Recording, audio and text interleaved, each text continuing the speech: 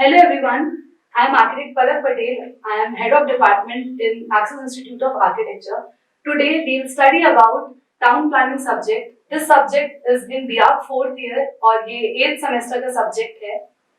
So the objectives of this subject is to develop an appreciation of the planning issues involved at the scale of town or a city.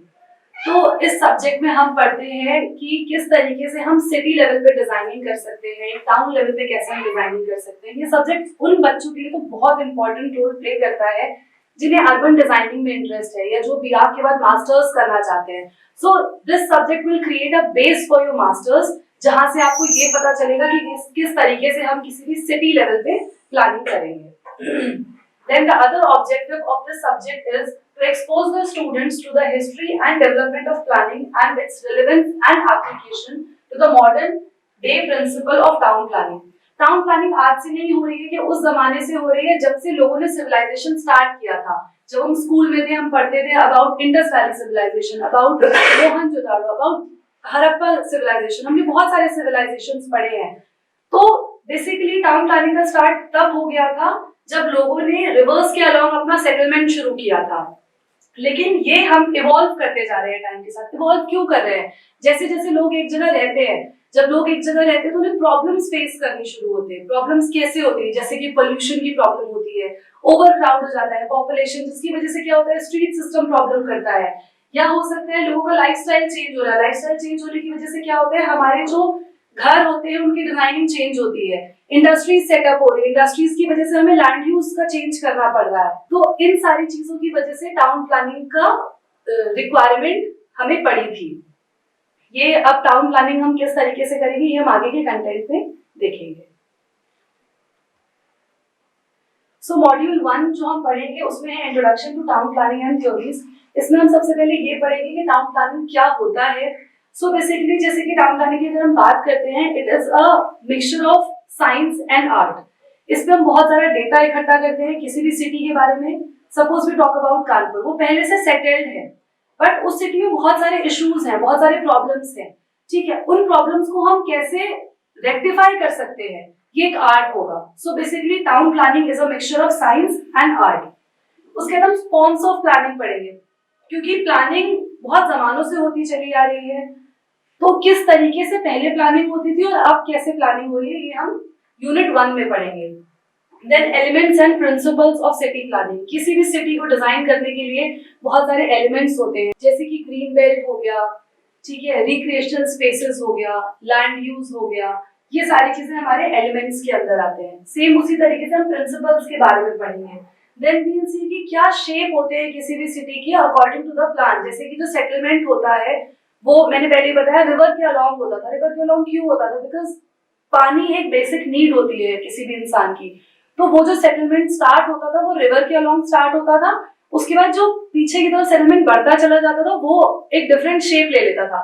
Suppose कहीं पर वो development linear हो रहा होगा, कहीं पर वो डेवलपमेंट सर्कुलर हो रहा होगा, कहीं पर सेमी सर्कुलर हो रहा होगा. तो हम इन शेप्स के बारे में पढ़ेंगे और उन शेप्स के हिसाब से ही रोड नेटवर्क बनता है किसी भी टाउन के अंदर.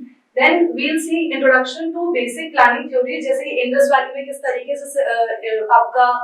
Then we'll see कि किस तरीके से इंडस वैली में प्लानिंग होती थी, कैसे एंशिएंट और वैदिक सिविलाइजेशंस की प्लानिंग होती थी. ये सारी चीजें हम मॉड्यूल 1 में कवर करेंगे.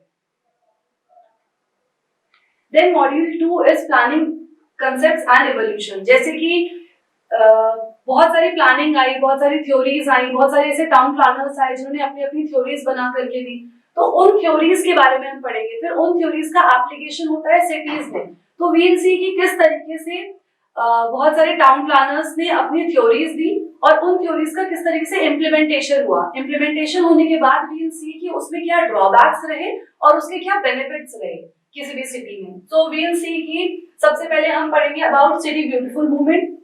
ये सिटी ब्यूटीफुल मूवमेंट जो था ये 2 सिटीज में अप्लाई किया गया था, एक शिकागो और एक Chandigarh. I think most of we have been to Chandigarh. बहुत सारे लोग जो ये वीडियो देख रहे हैं शायद वो चंडीगढ़ गए हो. और सबसे पहली चीज जब आप चंडीगढ़ जाते हो तो आप देखते हो कि हाँ ये सिटी बहुत ब्यूटीफुल है, बहुत वेल प्लान्ड है. ठीक है, तो ये क्यों है? क्योंकि उसके अंदर एक प्लानिंग थ्योरी लगाई गई है. हम उस प्लानिंग थ्योरी के बारे में पढ़ेंगे. Then we will see urban utopia में किस तरीके से उस थ्योरी को इम्प्लीमेंट किया गया है। देन गार्डन सिटी की भी एक थ्योरी आई थी जिसको आपने लेड्सवर्थ में इम्प्लीमेंट किया गया था। देन रैडबर्न थ्योरी जो थी ये पूरी ही मोटर एज को लेकर के थी। मोटर एज में क्या हुआ था कि अब जो टाउन डिजाइन होंगे वो व्हीकल्स के लिए डिजाइन होंगे, लोगों की सेफ्टी प्लस व्हीकल के मूवमेंट के लिए डिजाइन होंगे। तो वो थ्योरी का इम्प्लीमेंटेशन हुआ था रैडबर्न टाउन में। देन वी विल सी कि नेबरहुड प्लानिंग का कंसेप्ट आया था कि नेबरहुड में हम जैसे बहुत सारे लोग एक साथ रहते हैं, तो वो एक साथ रहते हैं उसका किस तरीके से हम प्लानिंग में इम्प्लीमेंट करेंगे कि लोग साथ में भी रहे और उन्हें सारी फैसिलिटीज भी मिले, वो हमारे नेबरहुड प्लानिंग के अंदर आएगा। देन वी हैव मॉड्यूल 3 में प्लानिंग प्रोसेस एंड स्टैंडर्ड्स की बात करेंगे।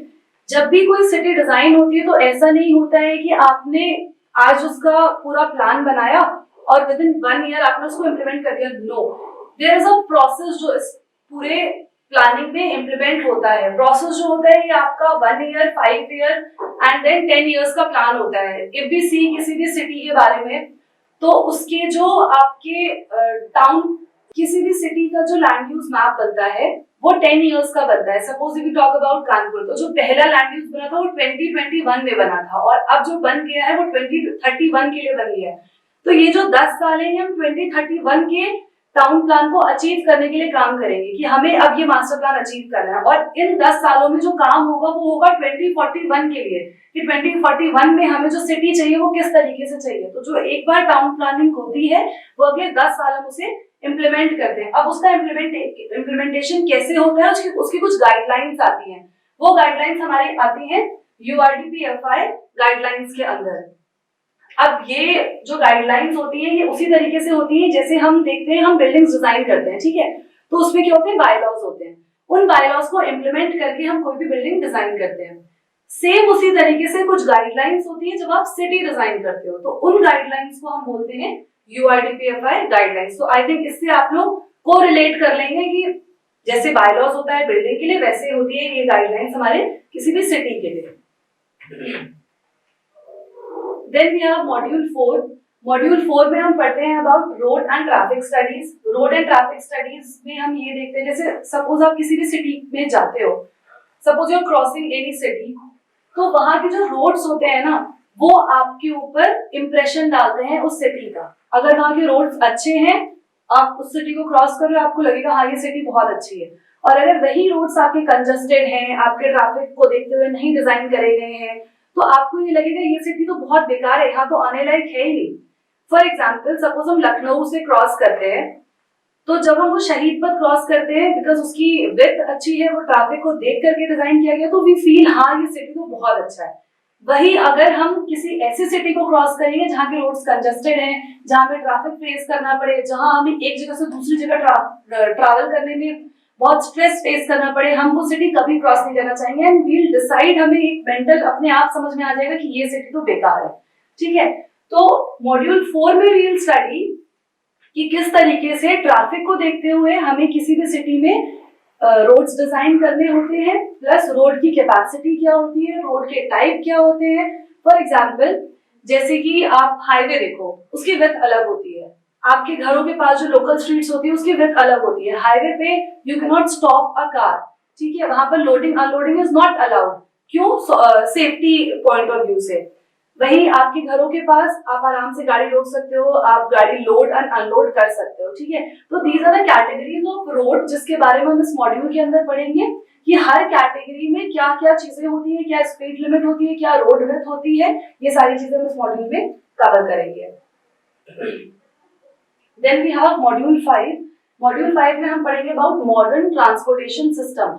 मॉडर्न ट्रांसपोर्टेशन सिस्टम में बहुत सारी चीजें आ जाती हैं, जैसे कि नाउअडेज इफ वी सी बहुत ज्यादा ट्रैफिक बढ़ता चला जा रहा है, ठीक है। सो वी प्रमोट कि लोग अपने घर से निकले और उन्हें वॉकिंग डिस्टेंस पे ही कोई ऐसा मास रैपिड ट्रांसपोर्टेशन मिल जाए जिसकी वजह से उनको अपनी खुद के व्हीकल को ले जाने की जरूरत ना पड़े। तो वील स्टडी की ऐसे कौन कौन से मास रैपिड ट्रांसपोर्टेशन होते हैं, जैसे कि BRT हो गया, LRT हो गया, मेट्रो रेल हो गया। BRT इज बेसिकली बस रेल ट्रांजिट।